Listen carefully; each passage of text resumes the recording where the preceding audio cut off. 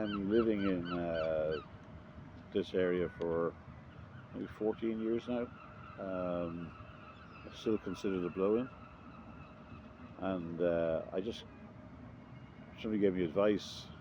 I think my dad said, get involved in local community stuff, and he says that's how I got to know people.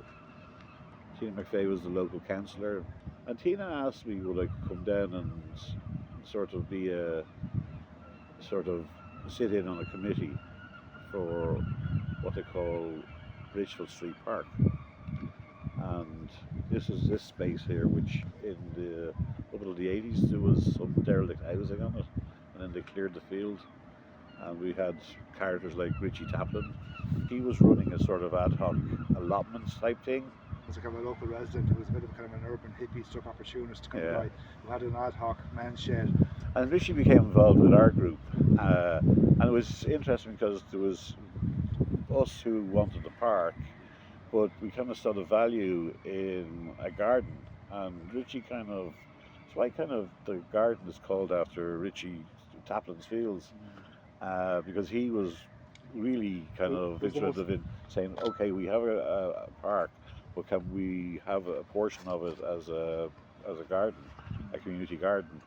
So we kind of said, yeah, kind of like to strengthen numbers, as they say. So there was a group of us that met every Tuesday evening. It must have been for about 18 months. Yeah, 2 years at least. So we decided we'd have a sit-in one day, and a lot of Oliver Bond showed up with mams with prams, and you'll notice now that there's heavy security in Dublin City Council, but back then there wasn't so much heavy security, so we were able to get up to the 5th floor where all the managers were, and we actually kind of blocked the entrances. We refused to leave until we got one goal, was that all we wanted to do was have a meeting with them. They eventually agreed when they came out, okay, we'll give you your meeting. So we're now 2 years later, and it's working, and this is what it is really. And it's a great place to be on a Saturday morning.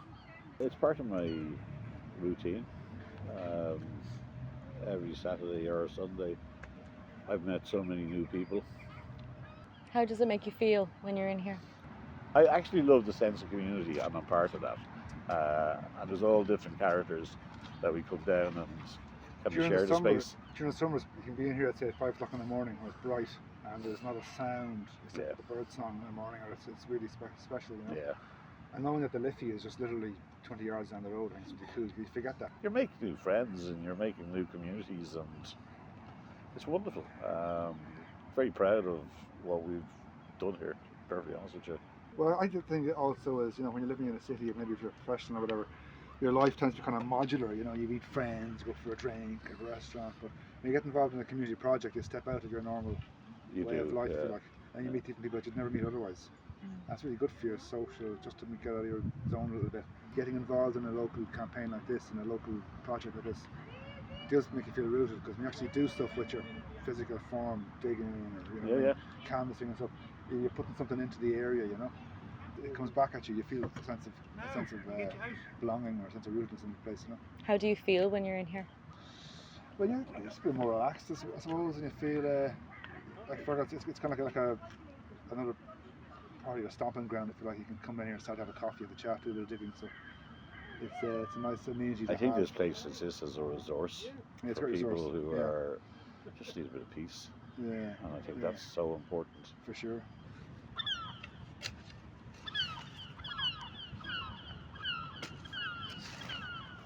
Where would you have that you can go down and actually pick up a lettuce and eat it, you know, in a city? It's really good for the soul, you know, this sort of place. And we should have one of these things in every district, you know, really important. We have a collective that has to share their knowledge, share their labour, that we're actually doing something together and creating it together. It's fundamental to what this place is about. And I think we are so strong in our community that because of that, you know, so that's kind of really what it's about.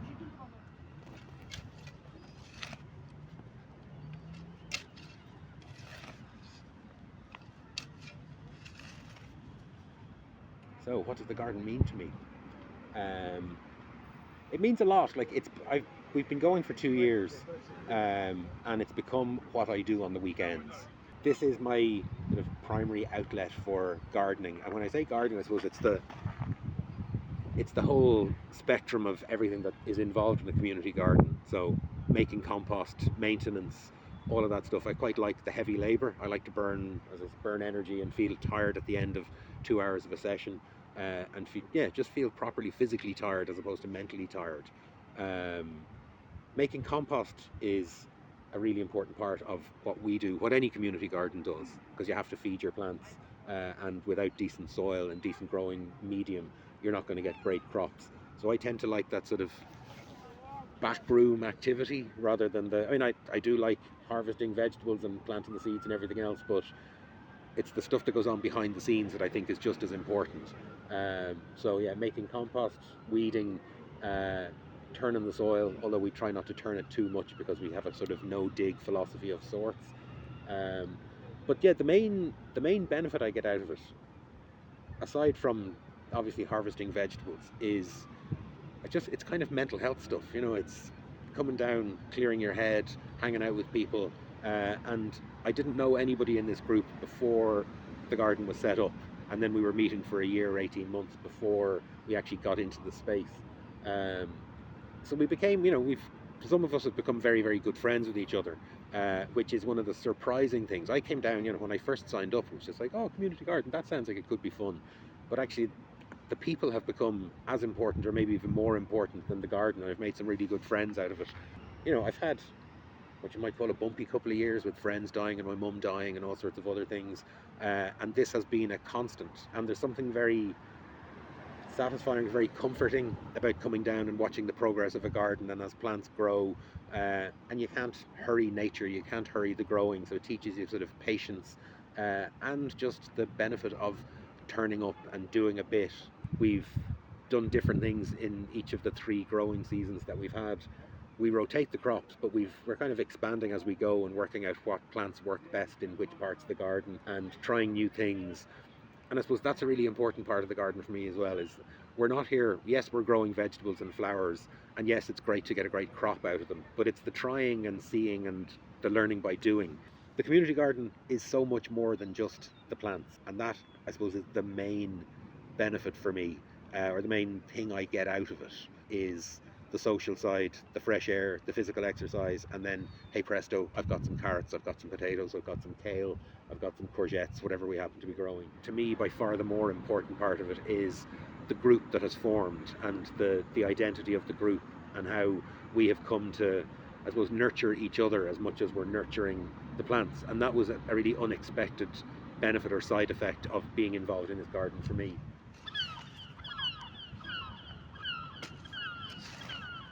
How does it make you feel when you're in here? I would feel I'm happy in the garden. That's worth saying. And it's probably coming through, but it's worth saying out loud. I do feel happy in the garden. Everything else, as I say, is left at the door or at the gate, and you can just come down and focus on this, and it takes your attention. And it's a form of mindfulness in a way, without being mindfulness with a capital M, but just that element of having to nurture things and bring them along, and gives you something to focus on that's outside of yourself and outside of your problems. Nature will do fine up to a certain point, but you do have to, not have to, but you can work with it to enhance it.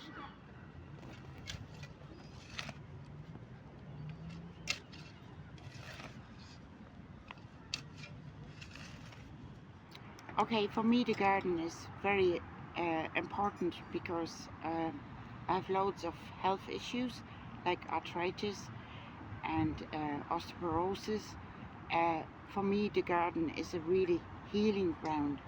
Especially what I love is I can come here and really smell the herbs and the spices and the flowers, and I can eat things even when they just come from I don't even wash them or whatever. So it's a very it's a very sensual experience. But for me it's a very healing experience for my own health issues, and that's so important. And what I love as well is I do not just come here for the gardening. I come here for the company, for the people I meet, for the social experience, for when we have newcomers. I never say to them, this is this and this and this. I let them taste first, and then I let them have the experience by themselves, and then they find out, what is that? That's mint, or that's rosemary, or that's curry, or and then the really important thing is to see something done. If you actually take the patience and see what the garden does and what you do to the garden, that's the most important thing. And that the garden teaches you patience.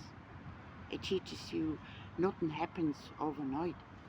Everything takes time, and that applies to life as well. I think very much so. That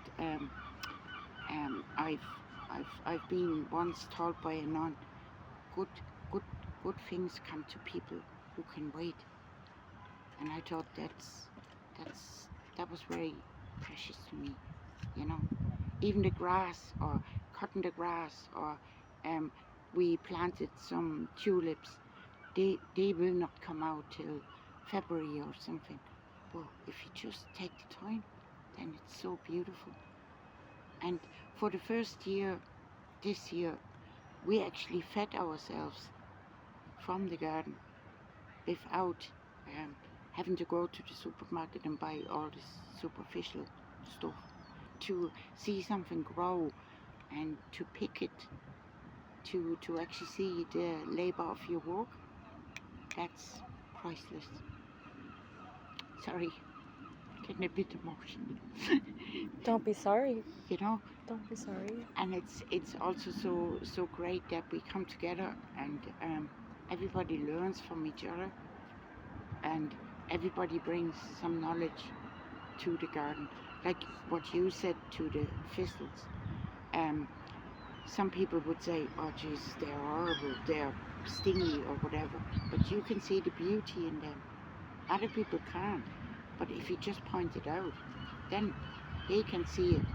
You just have to kind of, sometimes you can't see things which are right in front of you, but they're actually there, but you are just not being aware of it, or have never been aware of, especially in Dublin 8 or in the inner city. Like we had children here, and I showed them broccoli, and they said, I said, where does broccoli grows? And they said, from the freezer. Like, you know, little things like that. And that's priceless. That's what really keeps me going.